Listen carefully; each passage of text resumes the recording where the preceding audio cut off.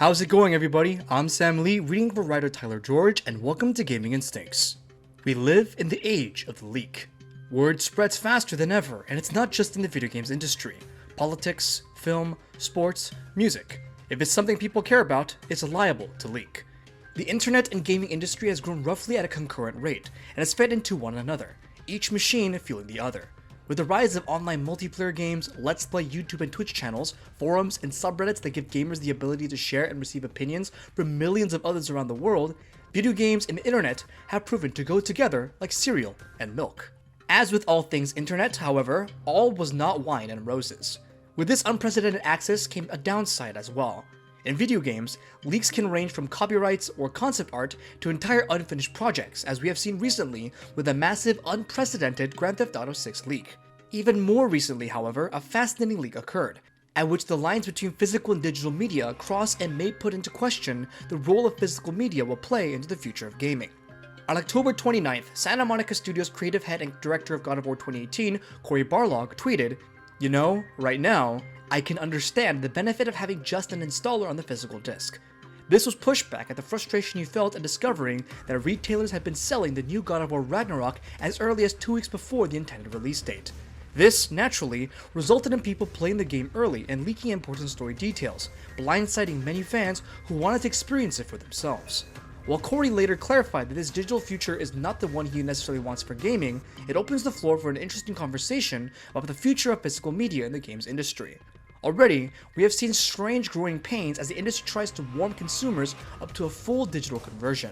The ports of the Kingdom Hearts franchise on Nintendo Switch were entirely cloud-based. No, not that cloud. Which means that they require an internet connection to play and stream to your device, rather than just having the game on a cartridge. Several fans commented that cloud-based gaming is prone to crashes and counterintuitive to a portable console like the Switch. More recently, and likely the incident Barlog was referring to, Call of Duty Modern Warfare 2 greeted those who purchased the physical disc with a 150GB download. The disc itself holds only 72 megabytes of data, which is, essentially, nothing. Begging the question, what is the disc even for? If the entire game is a download anyway, why even make the effort of purchasing the physical copy? For a cheap plastic box?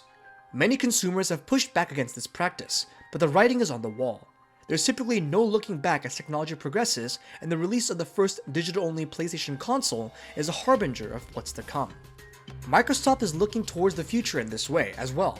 Just recently, the CEO of Microsoft Gaming, Phil Spencer, inadvertently leaked his prototype console during a live stream. Spencer described the device, known at the time as the Xbox Keystone, as follows: a streaming console so there's no local gameplay, low cost, plug it into a TV and you'll be able to stream Xbox games.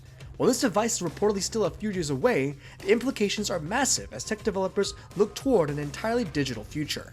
So what does this mean for the future of physical gaming media? Well, it is not good news for collectors and historians. Those who enjoy filling shelves with gaming media will possibly be forced to settle for memorabilia and trinkets in place of cartridges and boxes. Those that enjoy the history of specific genres, the iterations, and releases will have to deal with patches making previous versions of games unplayable, and games possibly being removed from online storefronts and becoming lost media. The infamous Silent Hill demo/teaser PT is a notable example. For the average consumer, this is also not ideal. Gone will be the days of loaning your buddy a game or buying used. All prices are dictated by the digital storefront of each respective console. While this doesn't seem like a big issue for PC gamers, most of them already live in a digital-only world, the unfortunate difference is that on PC, between G2A, GOG, and the Steam store, there are multiple competing marketplaces vying for consumers and keeping pricing competitive. On PlayStation, you have only the PlayStation Store. On Switch, you have only the eShop. To play on these consoles, you'll have no choice but to pay prices dictated by Sony or Nintendo. On the other hand, taking things digital will give developers an unprecedented amount of direct control over their games and help prevent leaks like the one that happened to God of War Ragnarok.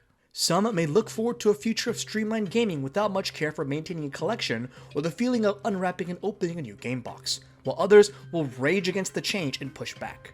The only certain thing is that for this console generation at least, physical games are safe. The PlayStation 5, Switch, and Series X all have models with disk drives, cartridges in the Switch's case, built in. By the time the PlayStation 6 rolls around, however, we may be looking at an entirely digital landscape where physical media is a thing of the past. And this has been Gaming Instincts. To see more content and videos like this in the future, make sure to subscribe. Thanks for watching, this has been Sam Lee, and until next time.